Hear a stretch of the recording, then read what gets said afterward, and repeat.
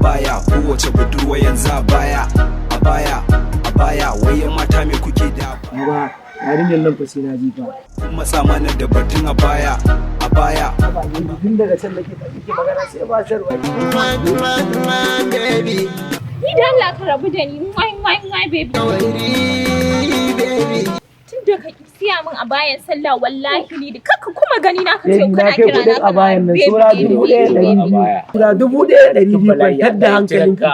saura 1,200 yanzu nan kuma daga can ai sai kin sa a baya ranar sallah ai wallahi ba ni ba dariya sai na ga a bayan kwantar da hankalinka zo mu je ke ma yanzu kina cikin yan matan nan masu tilastawa samari sai sun musu abu tsakani da Allah wannan ya dace kenan. Ke fa ƴan ƙauye ce na lura har yanzu ke kwata baki waye ba wallahi ni da Allah ki tsale ni zaki zo mu je ni fa a baya ce kuma wallahi sai na sa kuma wallahi bai siya mun bar buwa zan yi da shi. Ai ko ba zan waye ba in dai a kan zance. Dan Allah ne ki zo mu je a bar maganar nan kawai.